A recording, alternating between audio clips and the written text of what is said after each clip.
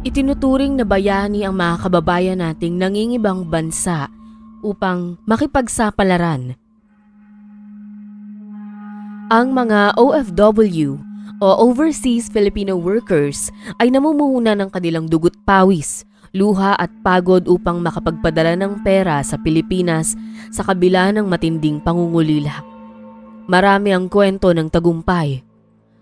Nakapagpundar ng mga ari-arian sa Pilipinas at nakaahon sa hirap, ngunit may mga kwento rin ng masaklap na kapalaran ng pang-aabuso at ang ibang ay humahantong pa sa hangganan ng kanilang buhay. Nito lamang bisperas ng bagong taon at 31 ng Disyembre 2024, isa na namang nakakapanglumong balita patungkol sa isa nating kababayan sa Kuwait ang gumulantang sa atin. Kaso laban sa Kuwaiti suspect sa pagpatay sa OFW na si Daphne Nakalaban at tagpuang naagnas na ang 12 na kalaban na posibleng itinago ng 2 buwan. Muling nadagdagan ang tila humahabang listahan ng mga OFW na nakararanas ng kalupitan. Ang pangalan ni Daphne ay naging maugong at ang panawagan ng hustisya para sa kanyang malagim na sinapit ay naging laman ng mga pahayagan at balita. Sino nga ba si Daphne Nakalaban at ano ang katotohanan sa likod ng trahedyang nangyari sa kanya? Sa Molave, Zamboanga del Sur, ipinanganak at lumaki si Daphne Nakalaban sa isang pamilya na hindi man sagana sa materyal na yaman ay hitik naman sa pagmamahal. Bilang pangalawa sa pinakabata mula sa 9 na magkakapatid, natutunan niya ang kahalagahan ng pagkakaisa at pagkakabuklod ng pamilya. Ang kanilang tahanan ay puno ng saya, isang simpleng kubo na naging saksi sa walang katapusang tawanan, kwentuhan at mga pangarap na sama-sama nilang binuo. Sa madaling salita, ang pamilya ni Daphne ay larawan ng tipikal na tahanan ng mga Pilipino na bagamat kapos ay nananatiling matibay at matatag sa kabila ng mga hamon ng buhay. Bilang bata, si Daphne ay palakaibigan at masayahin. Aktibo siya sa pakikipaglaro sa ilalim ng araw kasama ang kanyang mga kapatid hanggang sa pagtulong sa gawaing bahay. Lumaki siyang may malasakit sa kanyang mga kapatid at magulang. Lagi siyang sumusunod sa mga utos ng mga nakatatandang kapatid at hindi siya kailanman naging pabigat sa kanyang mga magulang. Bagamat puno ng kasiyahan ay hindi rin naman mawawala ang problema. Hindi sapat ang kinikita ng kanilang mga magulang para maitaguyod lahat. Ang bawat araw ay isang hamon kung paano pagkakasyahin ang kakarampot na kita sa pagkain, bayarin at iba pang pangangailangan. Habang lumalaki si Daphne, unti-unti niyang nauunawaan ang bigat ng responsibilidad. Alam niyang hindi siya maaaring manatili lang sa kanilang tahanan ng walang ginagawa. Sa kabila ng hamon ng kahirapan, natutunan ni Daphne kung paano mangarap, hindi lang para sa sarili kundi maging sa kanyang pamilya. Lalo pa siyang nangarap na makaahon ng dumating sa kanyang buhay ang nag-iisa niyang anak. Bagamat naging katuwang niya noong una ang lalaking nakabuntis sa kanya, ay iniwan siya nito at ang responsibilidad sa kanilang anak ay mag-isang pinasa ni Daphne. Siya ay isang matatag na babae at hindi kailanman naging dahilan ang pag-iwan sa kanya ng kanyang kinakasama upang mawalan ng pag-asa. Ngunit isang mas mabigat na pagsubok ang dumating sa kanya matapos pumanaw ang pareho nitong mga magulang kalaunan. Nagdesisyon si Daphne na ibuhos ang kanyang atensyon sa anak. Sa kabila ng pagmamahal niya sa kanyang pamilya sa Zamboanga, alam niyang hindi sapat ang mga oportunidad sa Pilipinas upang maibigay ang lahat ng pangangailangan ng kanyang anak. Ang kinikita mula sa maliit na trabahong nakukuha niya ay hindi sapat para sa pagkain, edukasyon at iba pang pangunahing pangangailangan nito. Sa puntong iyon, isang desisyon ang kanyang ginawa. Iiwan niya ang lahat upang magtrabaho sa ibang bansa. Taong 2017, nagdesisyon si Daphne na lumipad patungong Jordan. isa sa mga bansang madalas puntahan ng mga OFW upang magtrabaho bilang kasambahay. Ito lamang ang naisip ni Daphne na oportunidad na pwede sa kanya dahil hindi rin naman siya nakatapos ng kolehiyo at high school lang ang inabot niya. Sa kabila ng pangungulila, pinilit niyang tanggapin na ang realidad na ito ang kanyang tanging paraan para maiahon ng pamilya sa hirap. Sa Jordan, natutunan niyang harapin ang hamon ng pagiging isang dayuhan. Malayo sa pamilya, wala siyang ibang karamay kundi ang sarili. Ang bawat araw ay puno ng trabaho, pag-aalaga ng bata, paglilinis ng bahay at paggawa ng iba't ibang gawain. Sa kabila nito, hindi niya iniinda ang pagod kapalit ng naipapadalang sustento sa pamilya. 2 taon siyang nagtrabaho sa Jordan. Dito, naranasan niya ang mahirap na trabaho, ngunit nagawa niyang magtiis. Nang matapos niya ang kanyang kontrata, nagpasya siyang subukan ang mas magandang oportunidad sa ibang bansa. Noong 2019, nagdesisyon siyang lumipat sa Kuwait. Umaasang dito ay makakahanap ng mas mataas na kita upang mapabilis ang katuparan ng kanyang pangarap. Hindi naman nagtagal ang paghahanap niya ng trabaho at naging amo nito si Fawaz Satarn Muhawish mula Desyembre 2019. Sa kanyang unang taon sa Kuwait, patuloy siyang nagpapadala ng pera sa anak at pamilya. Palagi rin siyang nakikipag-ugnayan sa kanila. Ito ang kanyang paraan upang mawala ang kanyang homesick sa pagiging malayo sa pamilya. Pero kalaunan ay may nag-iba kay Daphne. Napapansin ng kanyang pamilya na mas naging madalang ang kanyang pagsagot sa mga mensahe sa social media. Hindi na rin siya online palagi na kanilang labis na ipinagtataka. Kung nagkakaroon naman sila ng pagkakataong magkausap, ay kinakamusta nila ito at tinatanong kung bakit madalang na itong nakakausap. Ang palagi niyang sinasabi ay abala siya sa trabaho at laging kasama ang amo. May mga pagbabago man ay hindi naman binigyan ng ibang kahulugan ng pamilya lalo pat mula mismo kay Daphne ay sinisiguro niya sa kanyang pamilya na nasa maayos siyang kalagayan.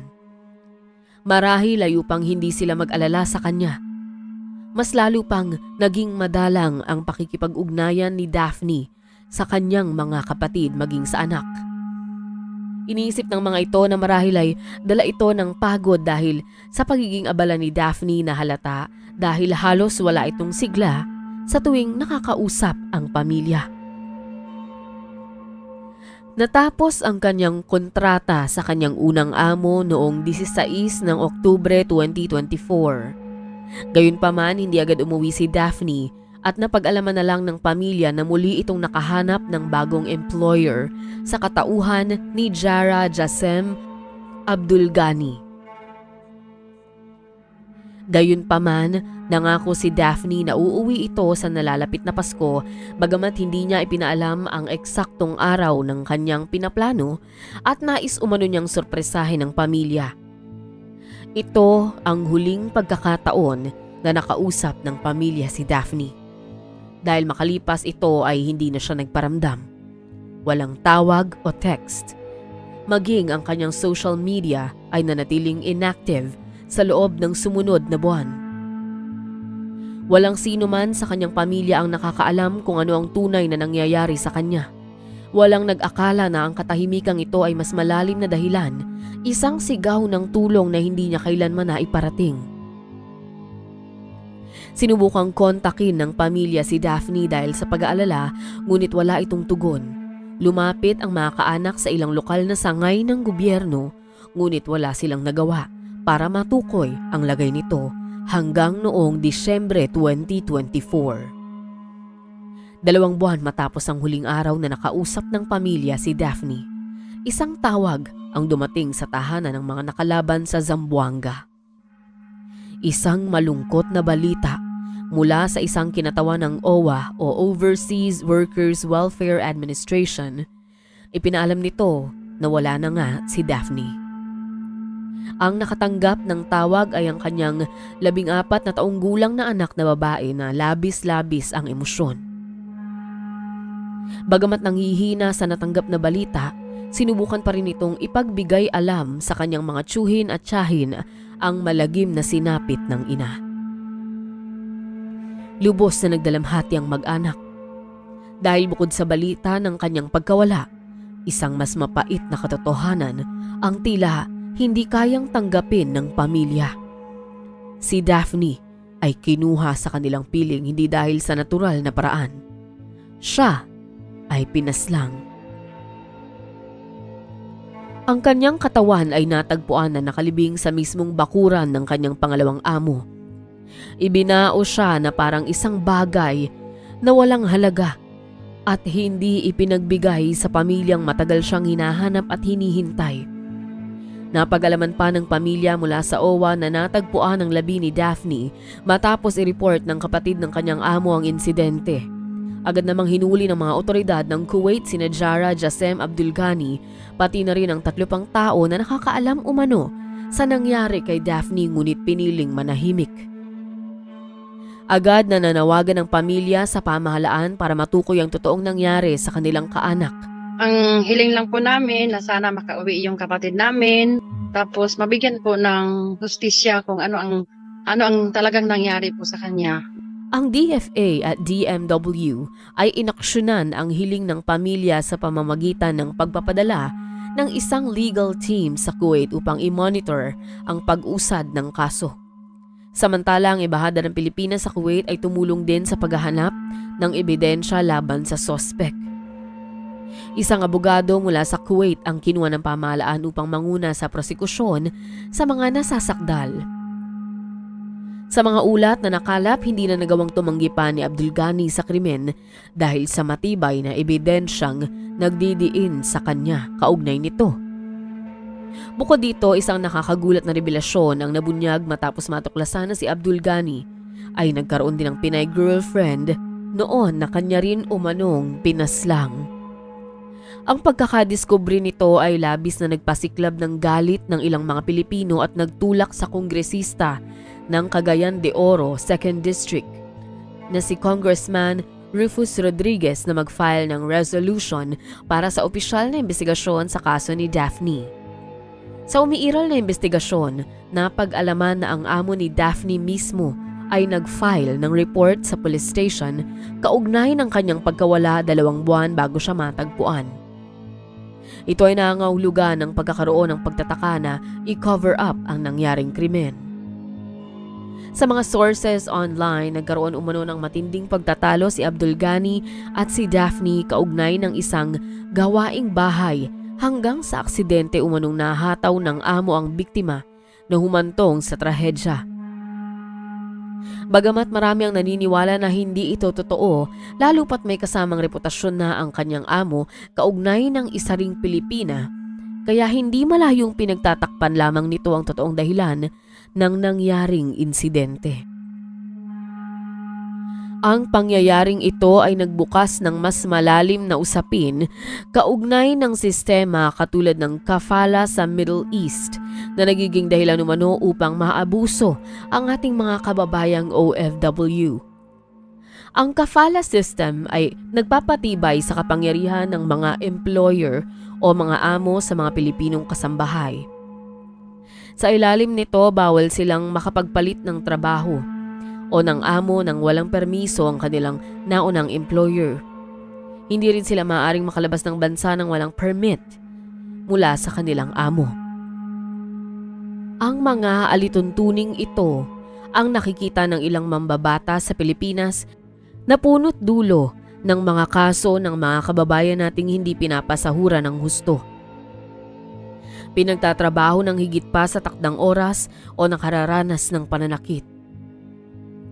Ang ilang human rights organization kabilang na ang Samahan ng mga Domestic Helpers sa Gitnang Silangan ay nananawagan sa gobyerno na gawing mas strikto ang ipinapatupad na guidelines sa mga recruitment agencies upang hindi na maulit pa ang insidenteng ito, lalo na't hindi ito may tuturing na isolated na case.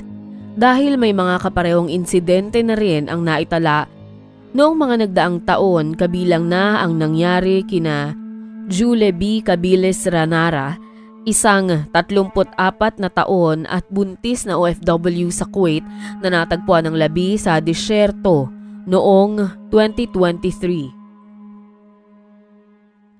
Joanna Demafelis ang 29 na taong OFW na nawawala noong 2016 at natagpuan na sa loob ng freezer noong 2018. Ang kasong ito ang dahilan ng pagkakaroon ng diplomatic crisis sa pagitan ng Pilipinas at Kuwait na naguhudyat ng pansamantalang deployment ban ng mga OFW sa ibang bansa. Constancia Lagodayag, ang 47 anyos na OFW na inabuso ng kanyang employer at binawian ng buhay sa ospital taong 2019. Jeneline Villavende, isang 26 anyos na OFW mula South Cotabato na may parehong masaklap na sinapit sa kamay ng mga employer. Ang mga kasong ito tulad ng kay Daphne ay nagpapaalala sa atin ng panganib na dala ng pangingibang bayan, lalo na sa mga bansang Middle East. Ang ilan sa mga kababayan natin ay kinakalampag ang pamahalaan na gumawa ng mas maayos na hakbang upang proteksyonan ang kapakanan ng mga overseas Filipino workers o di kaya naman ay magpatupad ng total deployment ban sa mga bansang may hindi magandang reputasyon sa maling pagtrato sa mga manggagawang Pilipino. Ngunit paano nga ba maiiwasan ang pagpunta ng mga kababayan natin sa mga bansang ito sa kabila ng panganib kung wala silang nakikitang oportunidad sa Pilipinas? Ang mga kagaya ni Daphne at iba pang biktima ay hindi ginustong mapalayo sa pamilya, ngunit sila ay walang pagpipilian. Dahil sa isip nila hindi bali ng suungin ang panganib kung kapalit naman ito'y mas maginhawang buhay para sa pamilya. Bagamat wala na sila sa mundong ito, ang kanilang sakripisyo at pagmamahal sa pamilya ay kahanga-hanga at yun ay mananatiling nakaukit sa kasaysayan magpakailanman.